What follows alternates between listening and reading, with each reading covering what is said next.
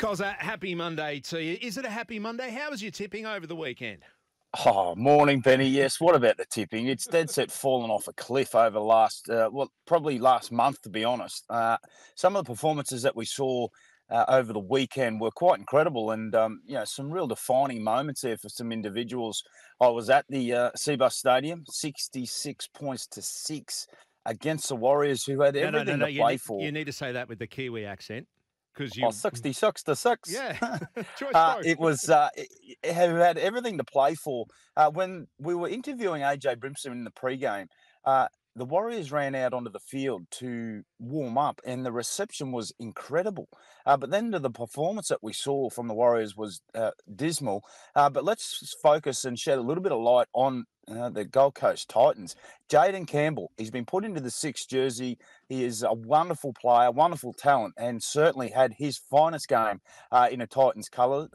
Also accompanied by the old stager in Kieran Foran, 4 try assists to Kieran Foran, and then David Fafita, who I've kept a close eye on, obviously not being part of Billy's team for game one. He has been outstanding since that admission. So wonderful performance on the Gold Coast. You go to South up against Manly, and then of course yesterday the Tigers just put the cleaners through the Raiders. So flip a coin in the air and see what happens. Who saw that coming? 13 13 55 0467 736 736. Whatever's on your mind after the weekend, you can vent, you can crow if you got the tips more than one. More than two. Corey, are we even counting tips this week?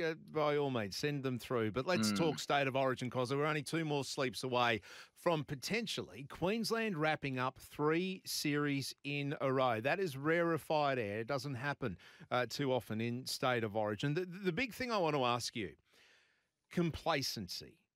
Is that the Maroons' biggest enemy coming into this? A game up already in the series and knowing that they've got game 3 up their sleeve in Brisbane at home?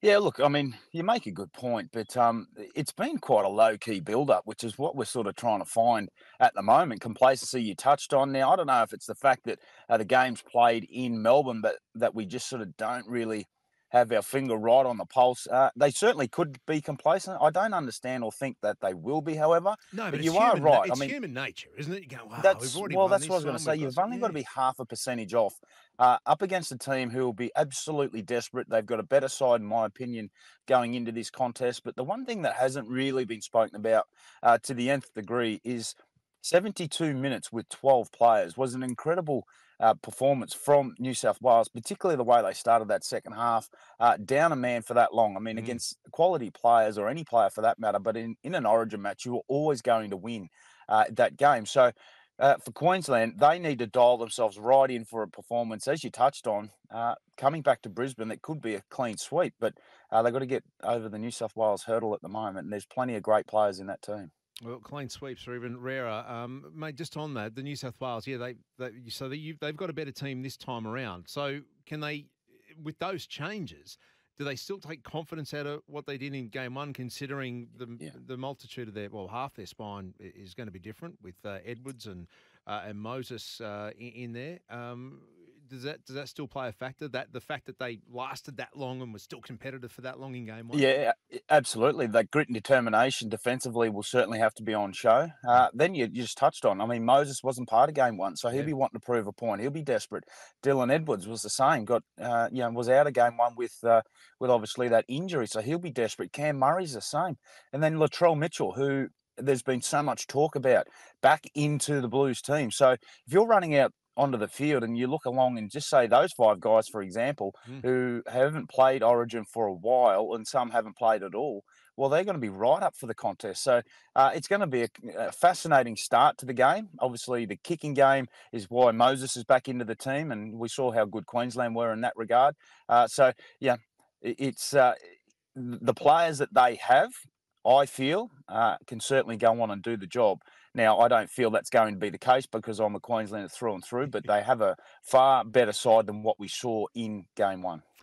Corey Parker, 19 Origins for Queensland, 5 series wins, Cozza. So you can talk from experience here. The thing that jumped out at me when Dylan Edwards fronted the cameras, the microphones, day 2, I think it was, of camp, he actually admitted, he goes, I'm going to have to introduce myself to Mitchell Moses and Reece Robson. I've never played with them.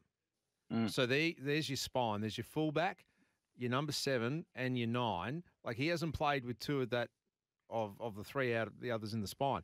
How quickly can that come together, or how difficult is that to come together over the space of 10 days, 3, possibly 4 training sessions max?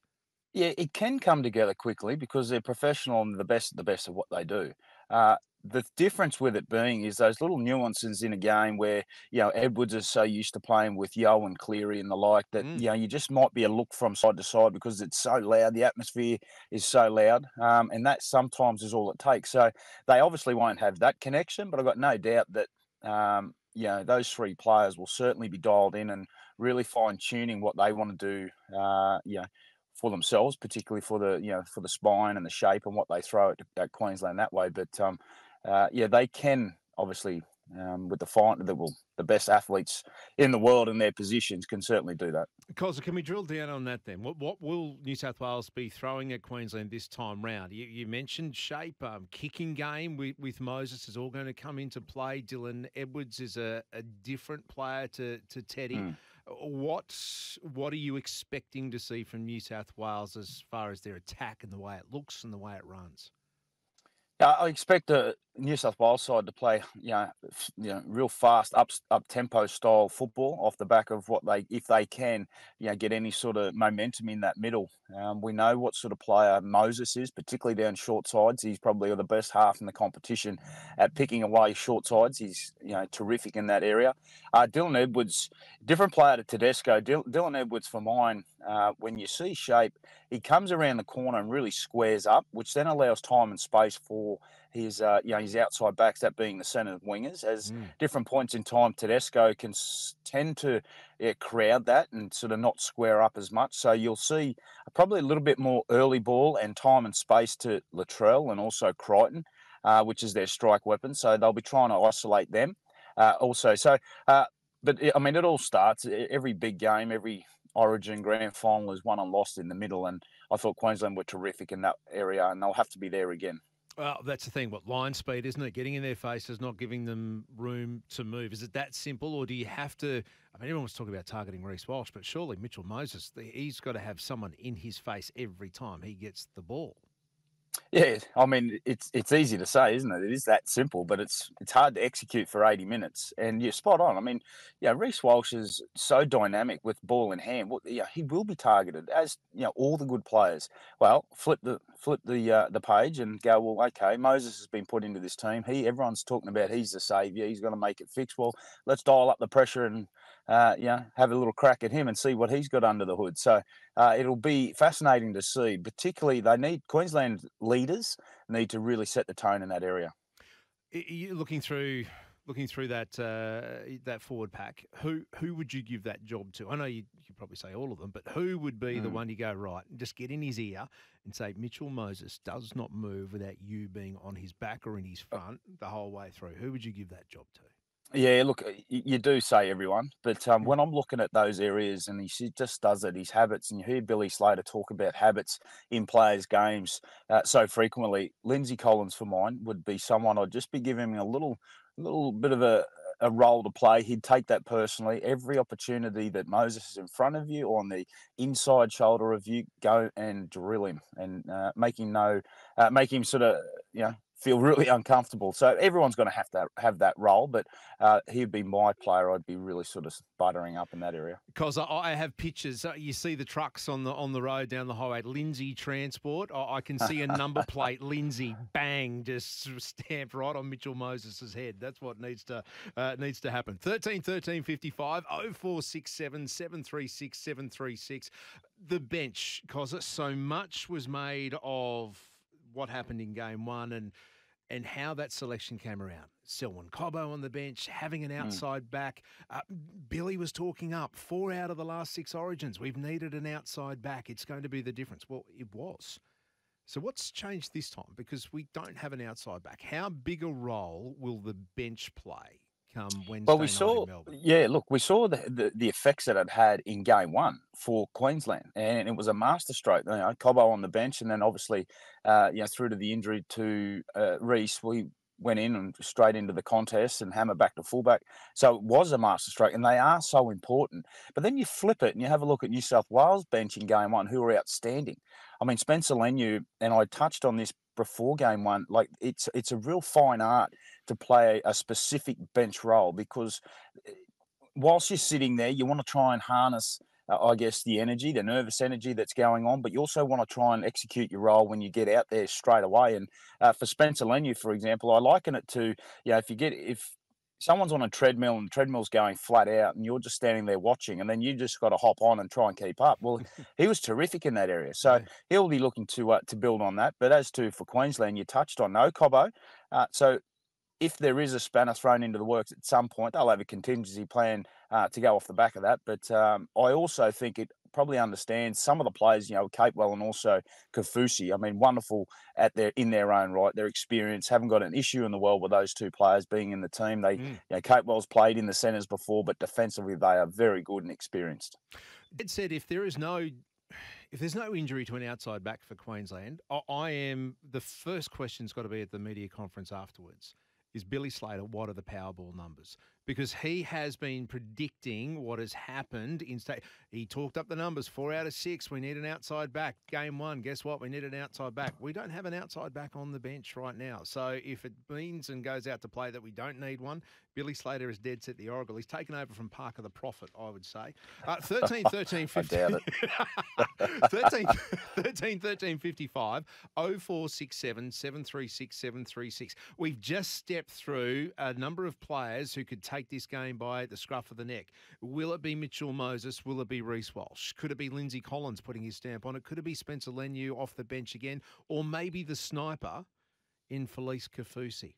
Who is your game changer Wednesday night? Be Nostradamus, be the prophet, start predicting the future. I want to hear from you. We've heard from Corey. Well, actually, Corey, have you got one that we haven't mentioned? Who is going to be the X-factor game breaker, the person that blows this game open that makes a difference come Wednesday night? Well, I'll blow my own trumpet here, Ben, which is not normally something I do. But before game one, I did say Daly Cherry Evans would be man of the match. Yeah. Just so happened Daly Cherry Evans would be in the match. And I'll stick by that because... Hang on. Wait. You've picked the Queensland captain, most experienced playmaker on the field as a halfback to be player of the match. Righto. Okay. No, pretty bold. Pretty bold play. Now, look, my reasoning behind the experience, and we've said it so often, I mean, Daly Cherry Evans and Ben Hunt were outstanding in game one. Cherry Evans has spoken and sort of loosely touched on the fact that this may be his last time in a Queensland jersey. He's been a wonderful captain, and it just means a little bit extra. He'll obviously be pivotal in that. Reece Walsh will want to try and get his hands on the ball and make a real influence with the game. But it's the players that continually turn up in the moments, and I touched on that before. Lindsay Collins, and you look through the Wally Lewis medal winners over the last 2 years. They haven't won based on their skill. And I say that so respectfully. Obviously, Reuben Cotter and Pat Carrigan, wonderful players, but they are effort-based players. They just continually turn up, set after set, tackle after tackle. And when the big moments are there, they are there because their effort is at the top of the shelf. So I think that is where the game will be decided. But then some class and a little bit of polishing in and around it. I don't think Daly Cherry Evans will get man of the match this game, Ben. I'm not going to go there. I'm going to go with Pat Carrigan for man of the match, but based on what we have seen week in and week out. Do you enjoy that same faith that Corey Parker has in Patrick Carrigan, or do you have another man of the match who's going to make the biggest difference come Wednesday night? Either side of the Tweed, happy to take your thoughts, your calls, 13 13 55.